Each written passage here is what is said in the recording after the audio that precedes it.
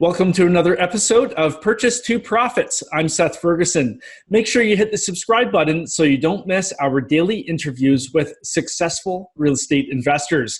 Our guest today has been investing in real estate since 2014 and just closed on his first apartment syndication in early 2018. He's also known to be a sledgehammer enthusiast. Justin Fraser is with 88 Real Estate Capital. Justin, welcome to Purchase to Profits. It's great to have you on the show.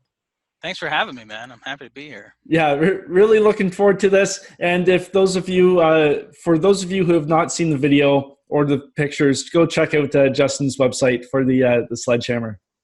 Yeah, that was day one, literally like hour one after owning my apartment complex. I went in there, found a sledgehammer, and just had to get started. You know, all that stress, pent up energy, and excitement. Great relief, great stress relief. I love it. Yeah, love it. And we'll be getting into that deal in a bit. Sure. But for now, tell us about your real estate goals and where you're looking to take real estate. Yeah, well, I started, as you said, in 2014 with goals of just having a little bit of an extra income, right? Just maybe retirement income in the future. I had some money, said, I'll put this in rather than stocks, I'll put it in real estate. And you know how that goes, right? You get the bug and you realize, oh, this is actually pretty darn exciting. Tenants are paying my mortgage and this is fun. So I quickly started to build up some relationships and contacts and picked up a few more single families. And I always thought I wanted to just do some single families, maybe a fix and flip. I did a fix and flip. That's not my bag. I didn't love that. So I tried it. I'm sort of a tinkerer. I try something and see if it works. And if I don't like it, then I'll do something else. And so I found that apartments are really my passion and really fit with my skill set. So my goal is to actually build a business right now that supports other apartment owners. And so I'm building an asset management business right now that helps syndicators and people who are buying properties. They might be really good at finding deals or raising money or getting it under contract, but they may not be so good at the day-to-day execution of the business plan. And so right now, my number one goal is I'm building up a business where I can help other people achieve their goals with investing and help them run some properties that are profitable for their investors. Gotcha. And, you know, that's such an important point to understand, especially for somebody new entering the apartment world, is that you have so many different skill sets that are so specialized. You can't really do it all on your own. You need somebody who's specializing at the day-to-day. You need a capital raising specialist because when you try and do everything, you end up doing a whole lot at an average level. Yeah, exactly. And that's something I learned fairly recently, and it's really been a game changer for me. Is let me focus on what I'm good at, and let you focus on what you're good at, and then together we can get some good stuff going. Yeah, well, 100%. Looking back in 2014, what was it that initially got you going into real estate? Yeah, first deal was Bigger Pockets. Of course, I was reading. I had a little extra money from my job and thought, should I, buy stocks? Should I go research that? And I started down that path. I was researching Bitcoin. I probably should have bought some Bitcoin at the time, but I didn't. And then I got into Bigger Pockets and real estate. And I said, you know what, this fits me, right? It's different. It's outside of my 401k. I can maybe use this to get a little bit of side income and have a house or two when I retire. And that was just the initial idea. And as I bought a property, and I made every mistake with it, but that's okay. I really had the mindset of, all right, this is going to be a long-term thing. I don't need to turn a profit in month one. And I just realized that there are so many more things I could do beyond the 20% down traditional loan. I was like, I started going to RIA meetings and realizing I could borrow money from other people, and people had money that they wanted to lend on a deal like I was looking for. And so creative finance opened up a lot of doors for me. Partnerships opened up a lot of doors, and all of a sudden I was building this thing on the side that started to really gain some momentum. And about maybe a year after, I realized I actually want to turn this into a side business and maybe eventually a full-time business. Yeah. Because I still had that day job. But then, as I mentioned before, I flipped a house with a partner. We picked up a few rental properties, and I was like, "Yeah, this is going to be it, and this is what I'm going to do because I'm good at it and I enjoy it." Yeah. So that was the plan. Nice. And right now with your business, what would you say is your number one challenge? Oh man, right now my challenge is I'm getting bogged down in myself. So I tend to be a bit of a control freak, and I say yes to new opportunities, but I don't ever pass off some of that workload, right? And so I am trying to figure out how to best use virtual assistants or people here based in New Jersey to basically take some of those tasks that I know I have documented and I can sort of pass those off. But I don't, I'm just not good at it. So that's where I'm struggling, where I'm sort of bumping up against a wall or a ceiling as far as the properties I can take on and the amount of work I have in my day. Because at the end of the day, you only have so many hours, and I'm just struggling with that. So that's really sort of like, in addition to getting all my stuff done during the day, trying to figure out how I can get out of doing some of that stuff. Yeah. But I am full time in real estate now, so I am. I don't have the day job anymore, so I am running my own business. And I thought, when I made the switch, I thought, man, I'm going to have 40 hours back in my day. I'm going to have all this other time. But it's amazing how quickly that time gets filled, and it's keeping me really busy, and it's really keeping me busy enough for probably two other people to support me. So I have to find the right people to put on my team, and I have to put them in the right spots and fill them in with the right type of tasks. That's what Yeah. I'm working on. Yeah, Yeah. for sure. We need Michael Gerber with his book, The E-Myth, to Yes. parachute in behind you. I would love that. I mean, I've read it so many times, and I just want him to come in and just point me in the right direction. And Yeah, yeah, I need it for sure. yeah, for sure. With as you were going from like single family homes and you did a fix and flip, what had to change in the way you thought about real estate as an asset to allow you to go from that smaller stuff into multifamily? Yeah, I was looking pretty intensely for my next single family. I was spending all my weekends and nights, like, really looking hard for the fourth rental property, and I was struggling to find it. And I was looking for, I don't know, anywhere from 1 to 4 units really. And the market was getting pricier here in New Jersey. I couldn't find the types of deals that I'd been seeing on the MLS 2 years before. And because my very first deal I bought on the MLS, and it's still an incredible cash flowing deal. And then I really realized it's all drying up. So I realized I saw some other folks in my market and other people that I respected doing multifamily, and I said, well, it's probably, maybe it's probably more effort, but it's probably not 50 times as much effort to go find a 50 unit than it is a 1 unit. So why don't I tinker with that and try to figure that out, and let's try it out and see what happens. So that became my goal, was, well, let's not spend all this time on 1 unit. Let's go find a 50 unit. Yeah. Did you find that your experience with the single families helped you, or do you wish, in hindsight, you had just started with multifamily right off the bat? No, it helped. It helped for sure, Yeah. because you learn the lingo, you learn how to manage property. I self-manage all my, my single families to learn the business, dealing with tenants and going through some of those struggles. I think everyone sort of has to go through that, sort of like a badge of honor, right? I went through some rough evictions and all the tenant stories that you could get. And I came out the other side, maybe losing a little bit of money, but gaining a bunch of experience. And that helped actually when I went to interview property managers for larger properties. Yeah. And so right now, when did you know that it was the right time to leave your job? Because lots of people sit on the fence for a while. They kind of hem and haw about it. What was the sign for you? The sign was a meeting in the boardroom where they said, "Hey, you're not invited back anymore." We're gonna, unfortunately, the company cut the whole team, but I had already closed on my syndication a few months prior, and I came home, and I mean, I had been planning on it, right? And I wasn't really sure when the time was, and probably it would have been 2 years from now. I probably would have just, you get comfortable with that paycheck, right? And it comes in every 2 weeks, and I was doing it nights and weekends.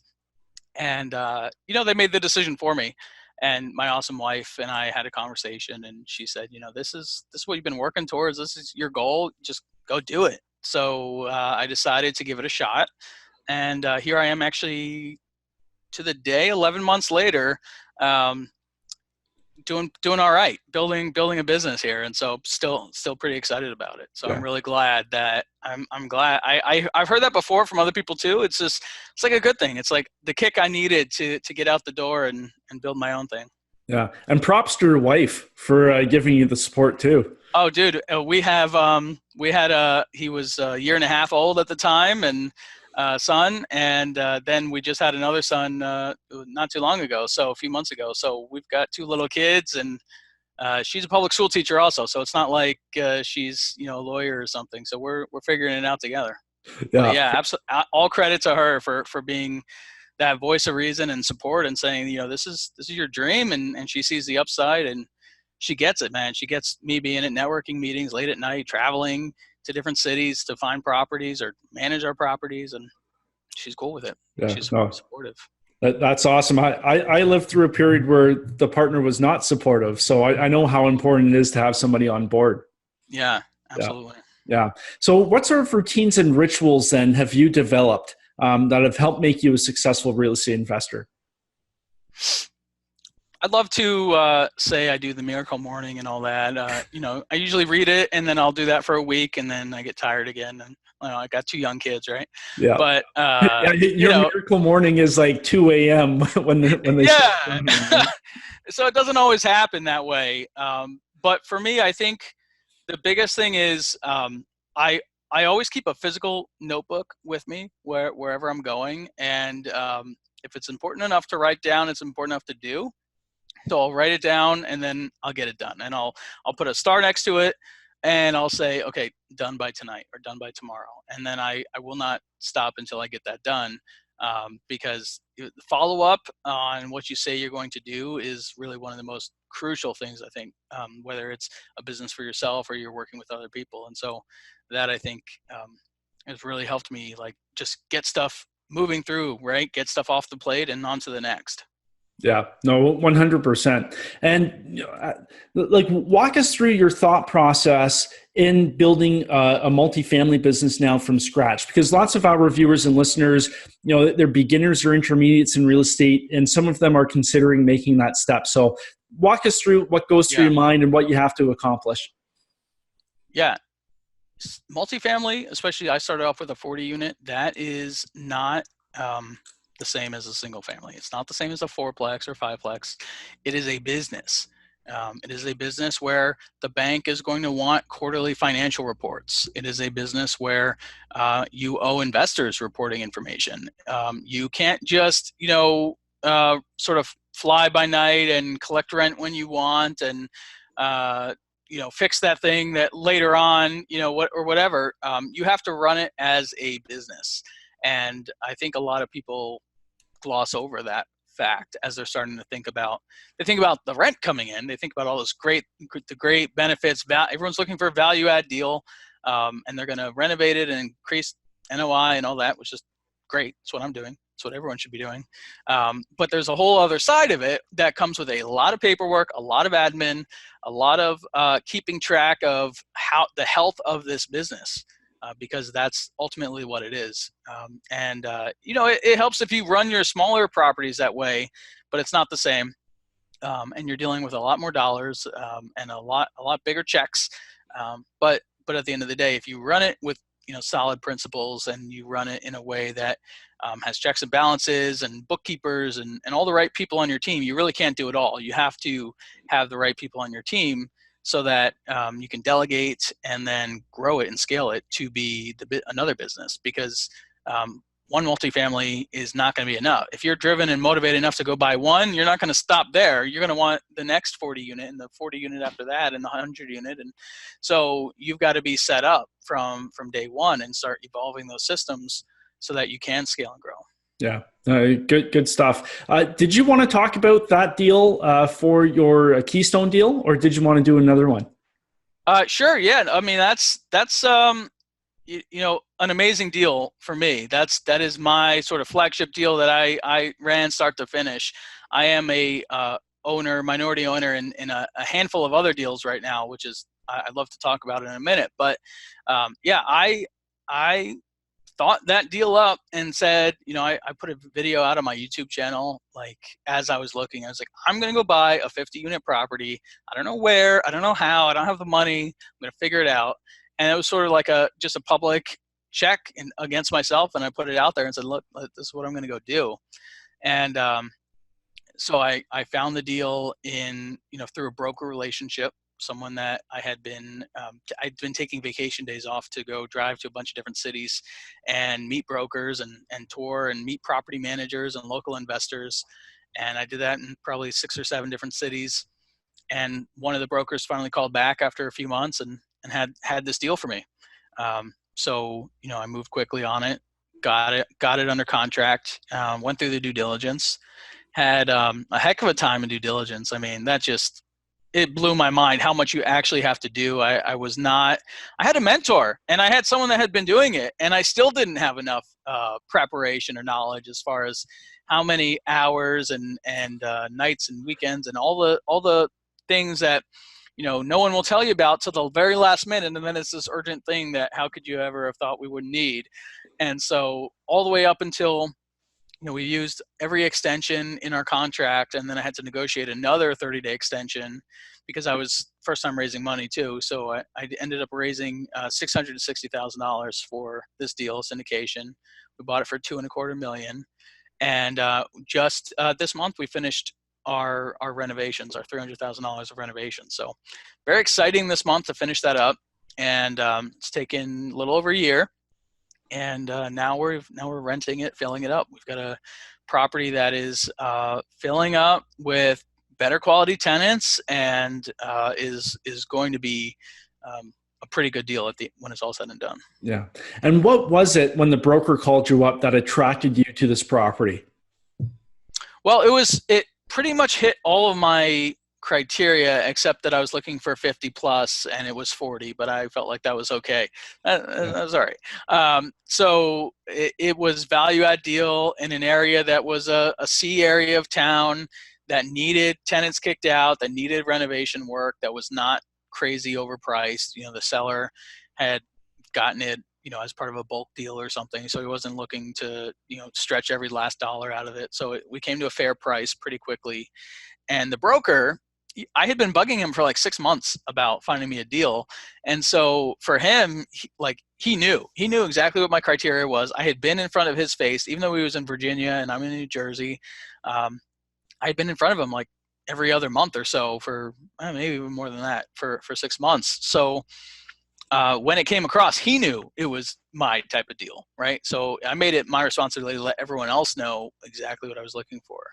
And then he didn't have to go and market it or anything, right? The seller wanted a quick thing and didn't want to go through the whole marketing process and scare off the tenants. And so I was able to come in real quick and get them an offer. Nice. And so as a new buyer in the space, you were on the broker. He couldn't forget your name if he tried. How did you overcome, your lack of experience in the asset, if that came up in conversations? It comes up pretty much in the first conversation, right? The broker wants to know who you are. And my 3 units were not too appealing as a buyer. I didn't look that exciting on paper. Even though the broker knew me and I was in his face, he was like, why am I going to waste my time even showing you a property, let alone putting you your offer in front of a seller?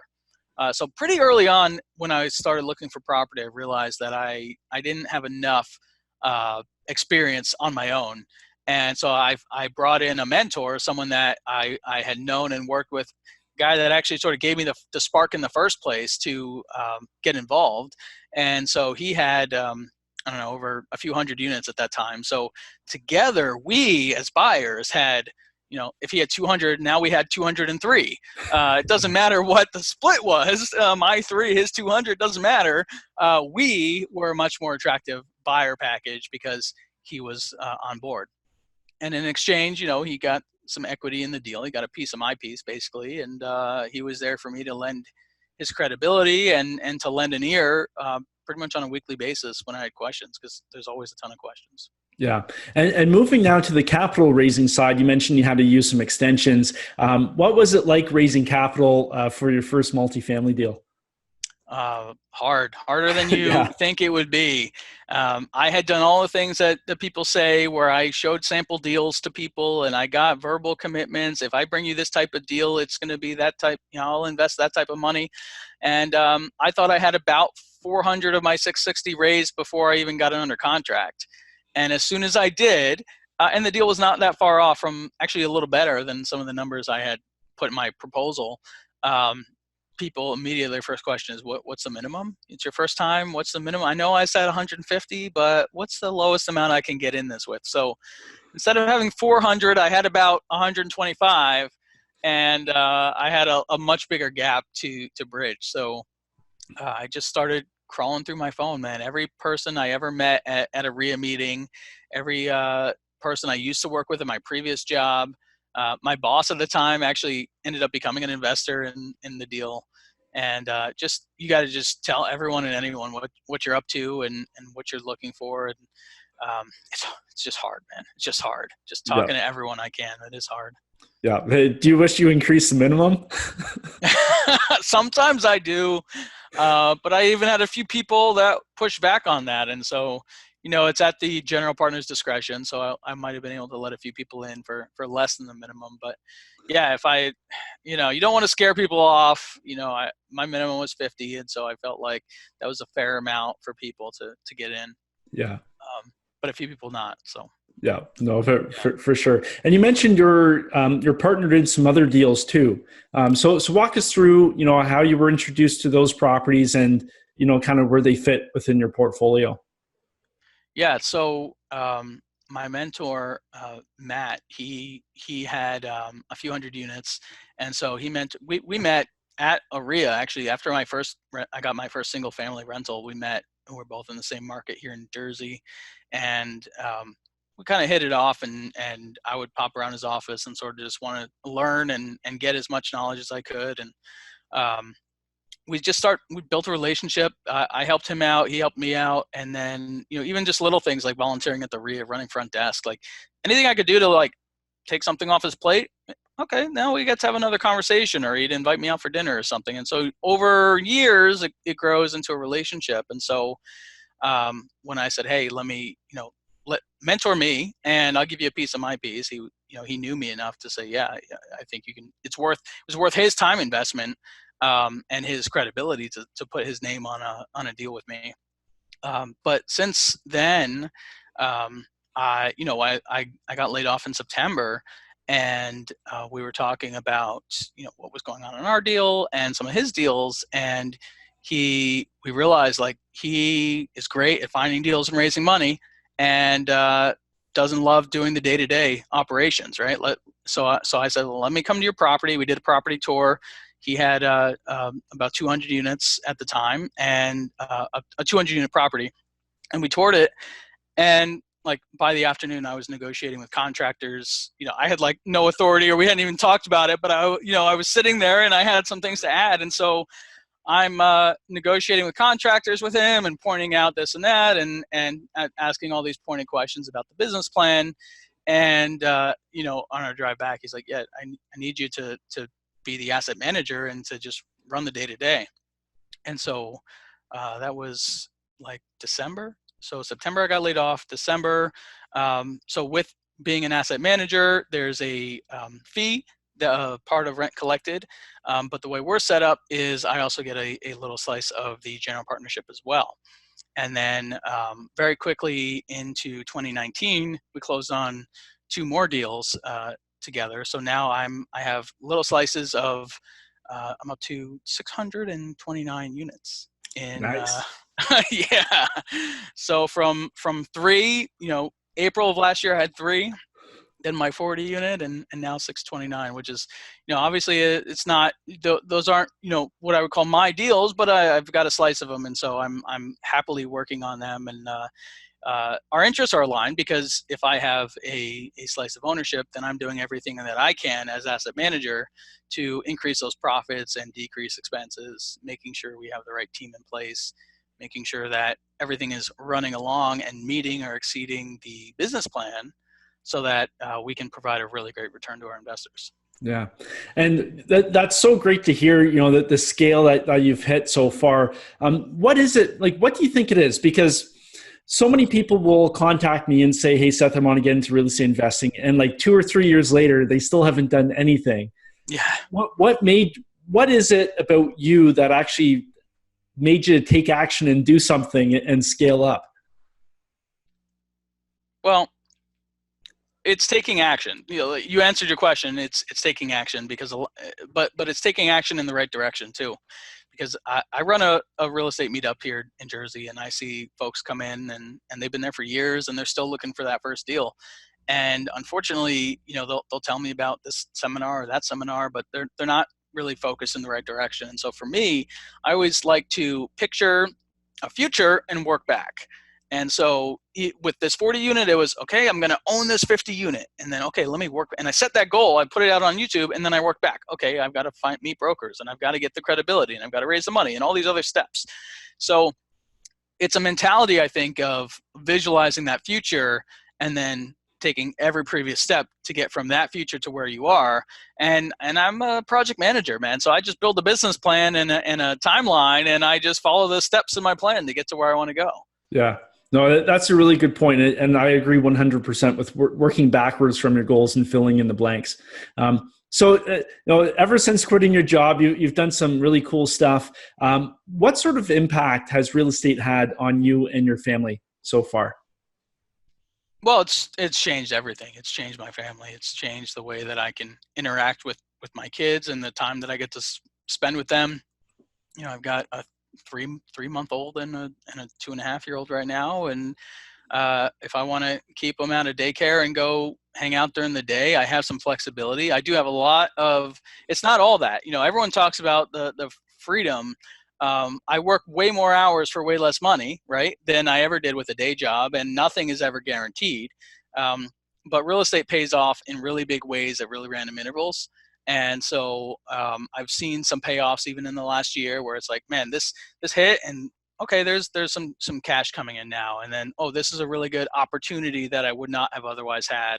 And conferences I've been to, building the right relationships, all leads you down this path. And it having that big vision at the end goal in mind, it helps me decide where I spend my time. And so the biggest thing is I'm deciding where to spend my time. And I'll be honest, I think about it every day, and I decide every day, because I could go get a job and be a lot more cushy and not be working all hours of the day, but that's not how I'm built, and that's not what I want for my business. And I think probably a lot of your listeners and viewers are the same way. And so having that flexibility has really just changed just my whole outlook on who I am as a person and how I'm living my life, and even how I define it's weird to say, but how I define myself. I'm no longer employee doing this. I am entrepreneur, business owner, right now building this real estate business, but who knows what business I'll be building next year. I mean, you see how quickly things changed in the last 14 months. I don't know what the next 14 months are going to be. I've got some big plans. We'll see where we go. Yeah. Well, speaking of looking ahead, let's say 10 years from now, so a decade, where do you see yourself going? Oh, Bermuda sounds good. Yeah, that sounds good. I think I really want to provide jobs to people that want them, and I think that the vehicle is real estate. So for me, real estate, it was initially the vehicle for solid retirement, right? And so I'll check that box and I'll move on to the next. And right now, it's a vehicle for paying my bills right now and providing for retirement. And then in the future, the next evolution is to help other people and to give them the opportunity to not come in and just be a regular W-2 employee, but to have equity and opportunities so that they can build a business within my business and we can help each other. So that's really the future I see, is scaling, doing everything I can to scale my business so that I can bring in other people and help them as well. Yeah. And, you've got two young kids now. My little guy is almost 3. How do you plan on exposing your children to what you've learned in terms of how real estate works? Because that's on my mind almost every day. I'm right there with you, man. Yeah. It's something I think about a lot. Like, how am I going to do this? I mean, I always grew up. I was the kid that had the lawn mowing business, and when it snowed, I had a line of people that called, and I had all the driveways lined up the night before the snowstorm. So he's going to work. I'm going to make him work for a bit. I want to give him. I'd love to be able to find some jobs within the business that he could do, and I don't have detailed answers to that yet, but I know that I've got to get them on cash flow for kids and rich dad poor dad early, and just get them thinking about money the right kind of way. That school may or may not teach them, but I can certainly teach them and help him to encourage him to build his own business. And it may not be real estate, but as long as he's thinking about money in the right way and thinking about how he can invest and get that money to come back, then I'm cool with it. Yeah, actually, a really good suggestion another guest had was they've created a trust for a property, so they'll have family board meetings. So the kids, as they get older, can vote on decisions they'll make with that. I thought that was a very interesting idea to do because it gets them in the process. Yeah, I really like that as well. That's great. Yeah, so we'll have to have you back on in 10 years once you're older. That's awesome. I'll come on with my kid for sure. Sounds good. Well, Justin, if somebody's looking to reach out, get in touch, learn more about what you're doing and all your deals, where can they find you? Justin at 88 Real Estate Capital. My website, 88realestatecapital.com. Instagram, Facebook, LinkedIn. I'm on all of it. Just look me up. Justin at 88 Real Estate Capital. Yeah. Perfect. And where does 88 come from? Oh, well, I went through a branding exercise with my buddy to try to figure this out because, all the names in real estate, right? I really loved 88 Real Estate, and I thought that was going to be the company name. But unfortunately, the domain is for sale for something like $100,000. And so that wasn't going to work for me. So 88 Real Estate Capital works. But yeah, man, 88, it's my birth year, and I love 88 Real Estate. I love the sort of rhyme with it, and it just worked out well for me. Yeah, I was going. My guess would have been you're an Eric Lindros fan. Oh, so. Yeah. No. Awesome. Well, Justin, just want to say thanks so much for taking the time today and sharing those great stories and all that good stuff with us. So really appreciate it. Thanks for having me. Yeah, pleasure was all mine. And to you, our viewers, I wish you well on your journey from purchase to profits. See you next time.